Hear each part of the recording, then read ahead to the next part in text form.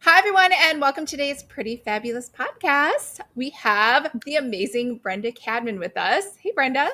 Hi, nice to be here. Yeah, I'm so excited because I feel like we're kindred spirits. We both have software that we just love talking about. Mhm.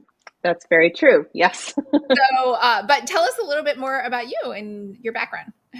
Well, I have been an entrepreneur for over 24 years now. The majority of that was spent running a website development company. And I focused on that for a very long time, tried to run multiple businesses at the same time, realized, oh, this is an uphill battle. And then I finally retired that business in 2022. And now I focus exclusively on Canva, whether that's providing courses or content or services or templates and things like that. But I'm all Canva all the time now, which is it's much easier to get up in the morning and not have my attention split up between multiple different topics. Wow, So that's very recent, 2022. You just yeah, September turned that off. September 2022. It Wow. was a long time coming. I had started contemplating that change Hmm. probably summer 2020. I think a lot of people were rethinking their priorities Yeah. in 2020. And I just realized it wasn't something that I was really enjoying doing anymore, Mhm. and just needed to figure out the right process to ensure that all the clients that I'd come to love and had worked with for some time, that they were not going to be suddenly dropped and abandoned, and that I could hand them off to somebody who was going to actually take care of them. But yeah, that's not that long ago. Huh. So, just out of curiosity, was it WordPress or Wix or Mm-hmm. Show It? It All was of the above. WordPress. Oh, We WordPress. had been WordPress for a very long time. We specialized for a long time in custom development, especially custom theme development. And then in Mhm. the last couple of years before I retired it, our specialty was optimization, so page speed optimization and Mhm. security. So rather than building any new websites or even maintaining a lot of websites, we were moving into more helping those websites that were chugging along, that wouldn't load, that were scoring really low levels on Google's page speed insights, and their SEO and all of their performance of their websites were suffering as a result. So a lot of the less sexy kind of under the hood, behind the walls kind of stuff when it came to websites, but it was something that, I enjoyed that part of it, but again, it was hard to ignore the that little voice in my head that was saying, no, it's time to do something different. I think after you've been doing something for so long, if it's all you know, Mhm. it wasn't all that I knew, but it was just what I had always done. So I had continued to do it. And then finally, there was this new path forward, and I decided to take a risk and pursue something different. And I have not regretted that for one moment. Oh, good. Yeah, and Yeah. you can't say like you definitely gave the whole website thing a good try and Yeah. no, that's just not. Yes, I did. I probably should have closed it a lot sooner, but the timing was right. And sometimes you just know, and you just have to follow your instincts. And I probably could have done it, or I should have done it earlier, but I don't think I was ready to let it go. And at least this way, I left knowing that I was not going to have any lingering regrets. Mhm. All right, So, good. yeah. And fun fact, Brenda lives in PEI, which if you don't Yes. know is Prince Edward Island. So I don't know, maybe it's just a fun fact for me, but I've always dreamed of like retiring to PEI. My college roommates and I all became friends because we love PEI, even though we've never been. But can you tell us a little bit about PEI and how is it that you live there? Are you born there? No, I'm not. I am an islander by choice, not by birth. So Okay. I grew up, I'm born in on the west coast of Canada. I was born in northern British Columbia, and Mhm. most of the majority of my life was spent in Vancouver and the surrounding areas of Vancouver. And we needed a bit of a change in our lives in 2018. Decided we wanted to go somewhere that we could actually get a big, beautiful house and yard. And that was not going to happen in Vancouver. I'm not sure if you're familiar with Vancouver real estate, Mhm. but it is painful, Huh. painfully expensive. And it was time for something different. We wanted to go somewhere that had the ocean still, that had, beautiful natural resources, that was still going to have all the amenities of a city, but not have the pace of a big city, and found ourselves in Charlottetown, Prince Edward Island, after a friend of mine made the move here herself from the West Coast about 3 years prior to us doing it. And she had been singing its praises. So we decided to move sight unseen. I hadn't even been here. We made the choice. We bought our house from the other side of the country with her help and a lot of video and a lot of photos. Oh, wow, you bought And it then sight unseen. The first No person to walkthrough. see this house. So a friend of mine did a video walkthrough. She Uh-huh. sent me the video. She sent me a whole lot of photos so we could see what we were working with. And then we put in an offer, and 15 minutes after close that day, we were told that we were the winning bid. So Wow. the first person to see it was my husband when he flew out to do the home inspection. And then fortunately it worked out, because it would have been really difficult to move here without a place to actually move into. So yeah, no, it worked well. And so we're coming upon 6 years that we've been here, Wow. and it's beautiful. I still see it through the eyes of a newcomer in a lot of respects. Like, I have an appreciation for it. And yeah, it's a beautiful place. It's a much slower pace of life, which is what we were looking for. And fortunately, I have a business that I can do from anywhere as well, which made it really flexible. Great. So, And do you have yeah. this magical, like, countryside pastoral grass out your window? I do not. I live like a 5-minute walk from the downtown core. Oh, okay. So for me, coming from being, where I lived, I was near public transit. I was near being able to walk to the main shopping district. I wanted to be close to the city, but 15-minute drive, you're out in the country, really. So Okay. and it's beautiful, and the beaches are beautiful, and everything. It's a small island, and the population here, I'm not sure what it is exactly now. I think it's something like 160,000 for the entire island. It's Canada's smallest province by far. Oh, I didn't know But that. it's a lovely, lovely place to be and to Huh. visit, and to, yeah, I feel quite at home here now. And so are there people like me who are cheesy, like wanting to come there for the Anne of Green Oh yeah. Gables tour? Yeah. Is that a big thing still? Oh yeah. I was worried because, It's a like, big part. I'm getting older and I was like, maybe, I mean, I don't even know if kids read anymore, right? They just watch YouTube. So I don't even know if there's no Anne of Green Gables YouTube No, channel. it's absolutely, it's still a very big part, I think, of the tourist kind of side of things. And every summer, there's they certainly take advantage of that history, and that love and affection that a lot of people have for that character and for Lucy Maud Montgomery. So when my mom came out here a number of years ago, we of course made the little trip out to Green Gables, and it's fun, and it is still a big part, I think, of what attracts people. But what they come back for is the people and the beaches, which are beautiful, and the food, which is spectacular, and the Oh, sights. And it's a really, really pretty province. nice. Yeah. Wonderful. So it sounds like, so you can work from anywhere, and it sounds like Yeah. you've always been like that, right? You've always just started your own business. No, No? What did you do no. before? So I had this kind of business, the website stuff, and I was a professional organizer as well. I kind of did this entrepreneurial thing starting in 2000, and it was a bit of a side hustle from 2000 to 2004, when I went just all in full time and haven't looked back.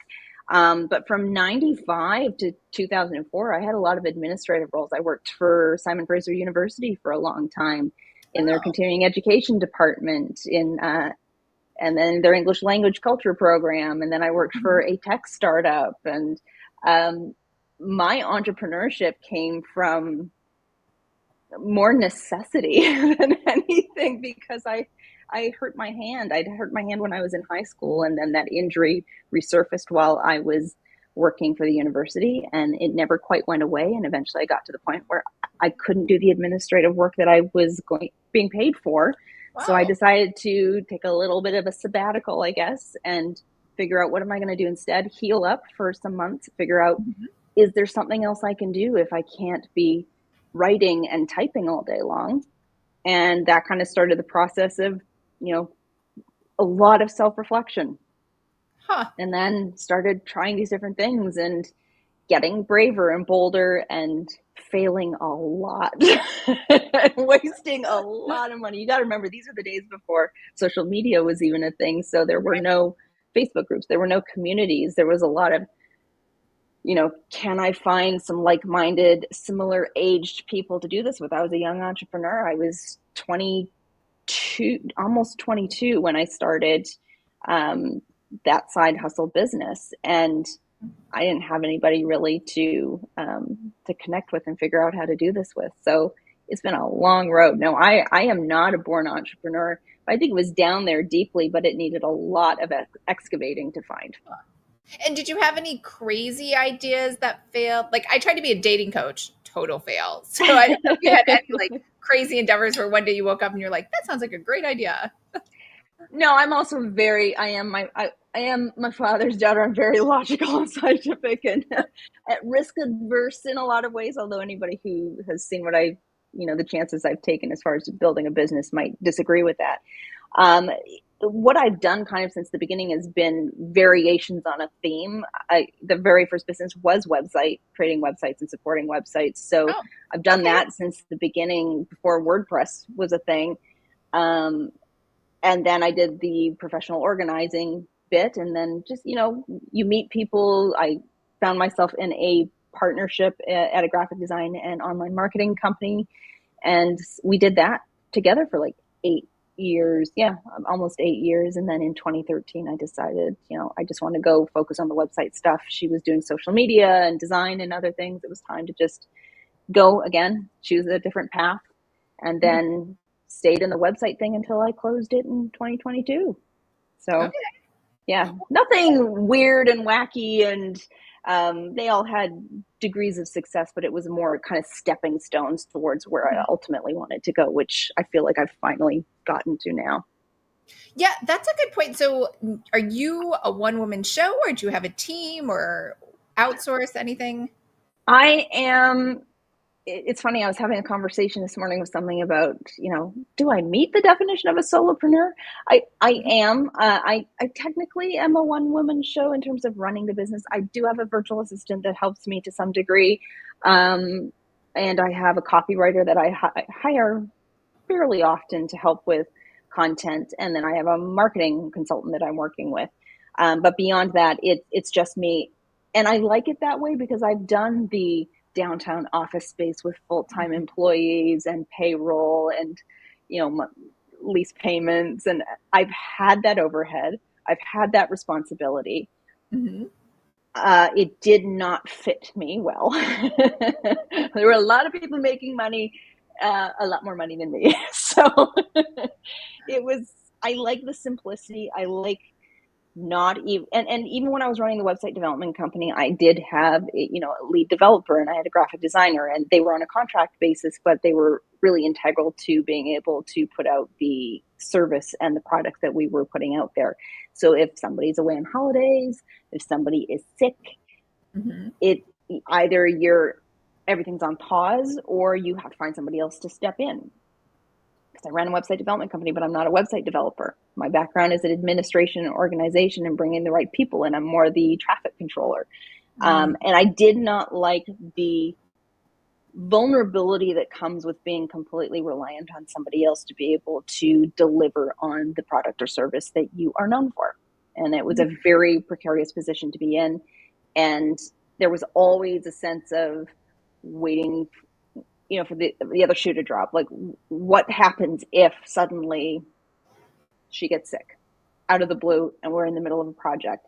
And I didn't like that uncertainty. And by, changing course entirely in terms of what I'm doing, but also slimming it down to just me being responsible for it, there's a simplicity that comes with that. I wake up in the morning, I know what I'm going to work on, and I don't have to worry about what's awaiting me in my inbox that I might not be expecting.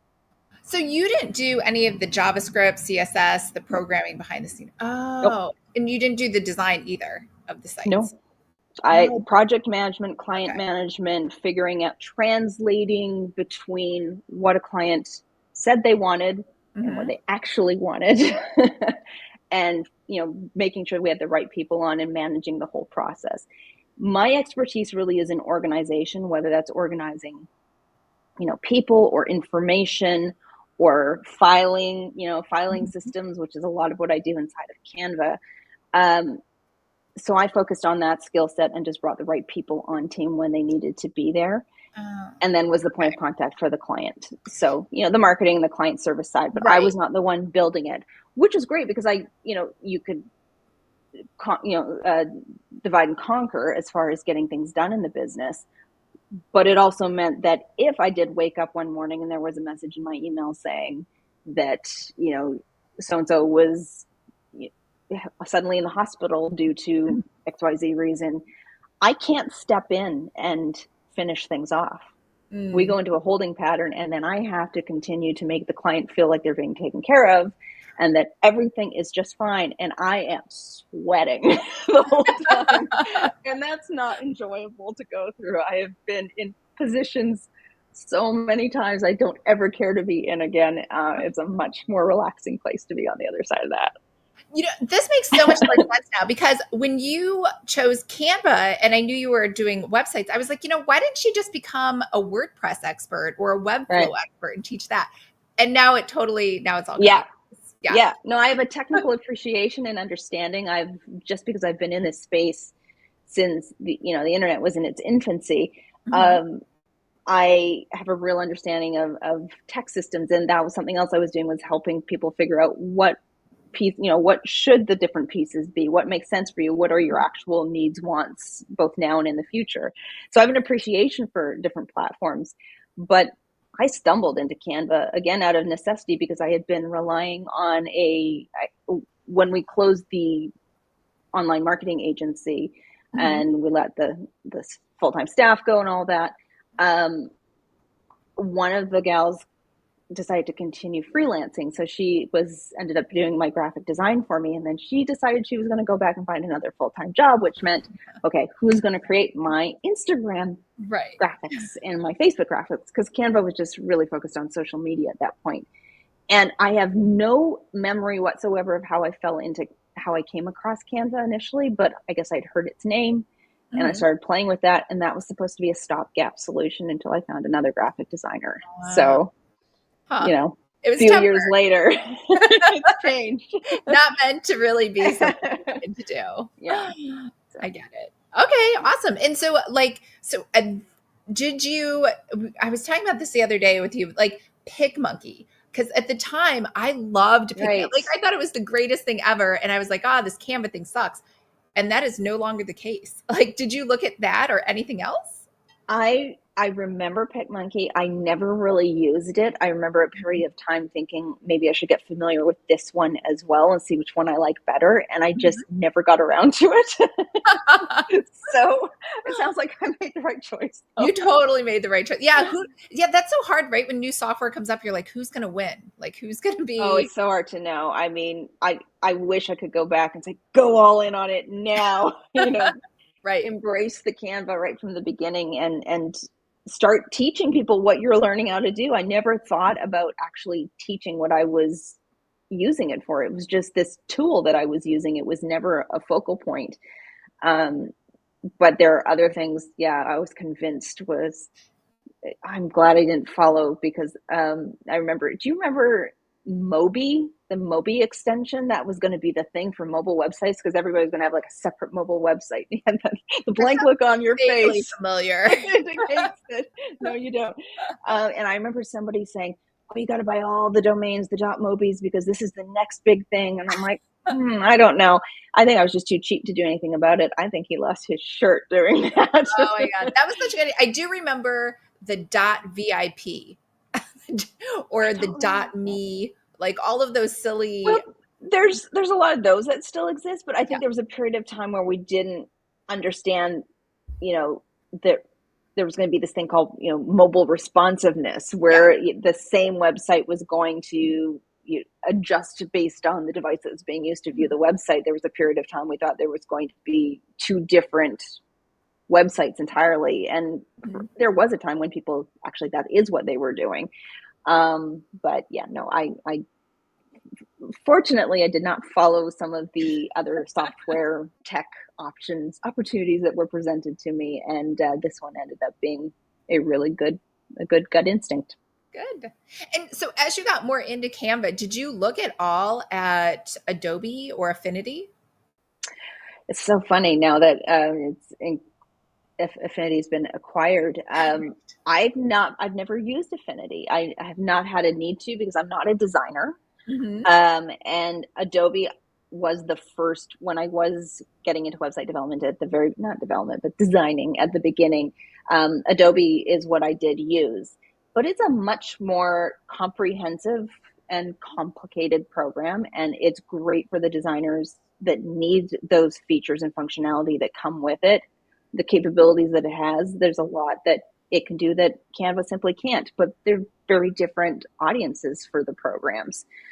So I've never used like Adobe's Express. I know I hear it come up. I think I'm kind of monogamous with Canva at this point. So Don't want to cheat. I kind of there's enough work that goes into just staying on top as best as possible with what Canva's bringing out. I don't think I have the bandwidth or the energy to try to dabble in other platforms as well. But I know some of the other Canva experts, they have expertise in some of these other areas as well, just for comparison purposes. And some of them know Affinity quite well. One of them knows and uses Kittle quite a lot. I've not used that either, but I hear that, its text effects are apparently superior to what Canva can do right now.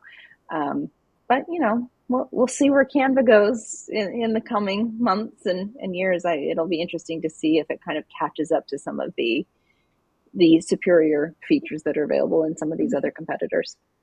No, that's a good attitude to take. So when Canva has, because it does have some limitation, I mean, they all do. They have limitations. Of course, they have and limitations. When you run into those, you just kind of deal with them versus like saying, oh, I'm just going to find a new software.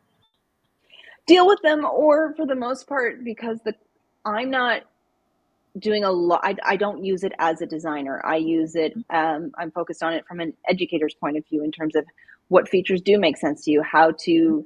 And really the audience I'm talking to is not a designer audience either. They're typically business owners that are maybe in their first few years of business. Maybe they've been in business a little bit longer, but they are doing the design themselves. They don't need to be able to necessarily do some of the more elaborate kinds of effects that some of these other programs can do, but they really just need to be able to have a great looking template that they can customize to look consistent with their brand and create that lead magnet for list building, or create a workbook, or create whatever kind of marketing asset it is that they need to support their small business. And Canva's really exceptional at doing that. So you run into limitations, and sometimes you can find workarounds, and sometimes it's a feature that you just kind of have to live without. And I really believe form follows function. Like, there are things, I don't use Canva for my video editing. It does have some introductory kinds of video editing capabilities. They're building that out constantly, but I still find it's easier for me to actually create my content in other platforms that are meant for video. So sometimes you have to choose which platform is going to make most sense for the goal that you have. And that isn't always going to be Canva. And I'm not out. I think some people might try to force everybody to think that they have to have a one-stop solution to be able to create everything. And I know that's the goal that Canva will probably have in the long term, is to be one place where you can accomplish all of this. It's not there right now, and there's no shame in saying that. I don't use it for the content planner either. So, but what it does well, it does really well. And some of the other things, I'm kind of more in a sit and wait sort of space. Yeah, I mean, that's how I found you. So as a graphic designer, I pretty much only use Adobe, but there's a couple things I do in Canva. And sometimes with clients, it's harder because they don't understand how to do Adobe. It's easier just to stick it in Canva. And so people were like, oh, why don't you use it more? I'm like, it's a graveyard of garbage. And then it was when I found your video, I was like, oh, it has folders? Oh, I can like, normally I think if you don't use it a lot, you just open it and you just get overwhelmed with everything you've ever opened since the beginning of time. Yep. And yes, and that's why I'm such an advocate for stay off that homepage and go straight to Yeah. projects. Create a filing system in there that's going to make it easier to find what you're looking for. Because if you know that you created the perfect presentation to repurpose, 6 months ago, if Mhm. you don't have some sort of system to be able to go back and retrieve that design really easily and quickly, you are going to spend so much, an absolute waste of time scrolling and scrolling looking to find that design. And inevitably what happens is a lot of the time people eventually just get to the screw it point, and then they Mhm. recreate it. And this is time you could be using for a lot more Yes. important things. So I think we tend to forget that just because, organization does have a tangible cost to it, because even if it's just your time, that's time Mhm. that you can be spending on, revenue generating activities, or nurturing your clients, or just doing things that you actually enjoy in your business or in your life. And it's easy to think, oh, it's just, 5 minutes here, 15 minutes there. And the cumulative cost of that is substantial. And I think sometimes the idea of going in and having to carve out some time to create an organizational system, that just stops folks from that feels more monumental than actually just wading through all the garbage looking for that one Mhm. particular design. But ultimately, if you carve a day or two out to really get it under control, you're just going to claw so much time back. Yeah, I think it's almost like someone should have told me that in the beginning, because I was like you. I just made some designs. I never meant to be a graphic designer. And every time I made Yeah, them, it just exported them to the downloads folder. And then one day I had 2 terabytes in my downloads and I couldn't save anything anywhere else. And I was like, oh. And you can't, right. just like you said, I just kept recreating things. I was like, I can't find it. I don't remember what I named it. Yeah, I'll yep. never. Naming, yeah, that's a big problem. A lot of people with copy of, file name, and Yes. Yeah. copy of file Yes. name. That's true. There was one Yes. file in Canva. It was copy of copy of. It was like 6 times copy of. Yeah. Yeah. And then you Oh, can't, I've seen after it. that, all the copy ofs, you can't even see the name of You what it can't even was. see how many copies of. And I mean, even if you are sort of renaming them, if you have multiple variations, size variations of something that Mhm. looks very similar on the outside, if you haven't named them effectively, the thumbnails all look the same, and you end up wasting a lot of time opening it up to see, oh, okay, that's my feed graphic. Okay, Yeah. here's my Instagram story, but just on the outside, they all kind of look the same. Mhm. It's just, there's a lot of business owners wasting a lot of time, and it's the people in particular who are using Canva most heavily, the power users, those who probably feel very advanced in their Canva skills, who Mhm. maybe think, oh, there's nothing else for me to learn in Canva, because they are using it so extensively. These are the designers and the marketing people. Um, because they're using it so extensively, the sheer volume of designs and media and brand assets that they have in their account, it's weighing them down if they don't have some sort of filing system in there to make it easier for them. Mhm. Yeah, so let's talk about that. Those power users. You're a certified Canva verified expert, right? And The that name keeps program, changing, but yeah, it's a Canva verified expert. and Yeah. that program has gone away, right? No, Oh, it's still that there. that program was never available for application though. Oh, So okay. we did not apply for this program. We were selected by Canva's community managers. So I think this is where there's a lot of the confusion. It's not a certification program. It's not something you can sign up to do or apply to do. Um, it never has been. It was born out of the Canva Certified Creatives program, which also may have had an application process at some point, Mhm. but I know that that one started as invitation only as well, and that's how I was accepted into that program. But when they relaunched it in oh gosh, when was it? Like March 2022, I want to say. I can't Mhm. remember. They reached out to 25 of us to start. There's only 55-ish of us now worldwide. Okay. But yeah, that program has not gone away. It's just there's no, getting in there. All that you can really do is make great Canva focused content.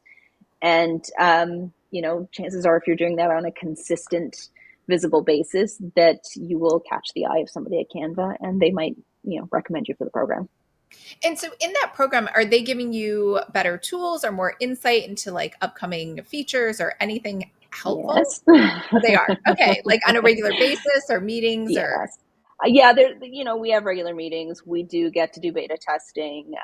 We do get access to features before others do. We get insight into what's coming for Canva Create that people Mhm. don't get, and my lips are sealed. And, there's some perks, there's some opportunities for being considered for other training opportunities as well. That's how I got on the radar of Canva.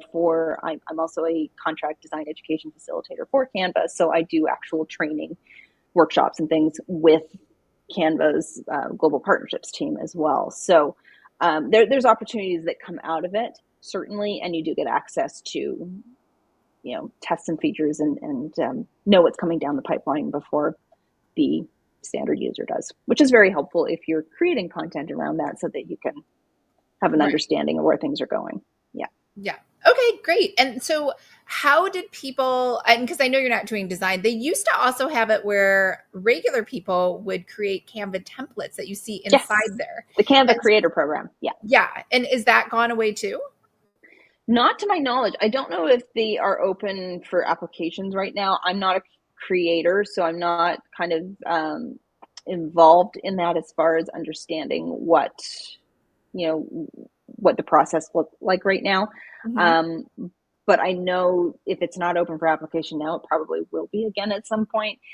That program's still active. You still have a lot of designers creating a lot of Mm. templates that all go through Canva for approval before they go into the Canva template library. But that's why that template library has grown by leaps and bounds over the past number of years. In the beginning, you didn't have a lot of templates to choose from. You only had what Right. Canva themselves were creating and putting into the template library. And then when they opened up the creator program, suddenly you've got all these talented designers who are creating different kinds of templates that maybe have never been included before in different styles. So it makes it a lot easier to find a basis of something that will actually work well with your own brand aesthetic. And that has certainly made that template library much more robust. But that program I don't know if it's accepting applications, but it's still an active program. Okay. Do you know? So I've asked this like 100 times to Canva. I've never gotten an answer. What is the space limit on how many files you can Okay. save and within one file? So there's multiple questions there. Mhm. In terms of the space, the storage allotment, if Yes. you're on a pro plan, you're going to have a terabyte of space. If you're on a free plan, you're going to have 5 gigabytes of space. There's currently no sort of ticker that shows you how I have much no space you've idea. used Right. up. I hope that's something that they'll introduce because that gets asked a lot. I'm told that if you start getting close to the maximum allotment, that you'll get some sort of notification. I've never run into that. I don't know. It would be nice to just see how much space has been used up in your Right. account. It feels like something that should be available in the settings area.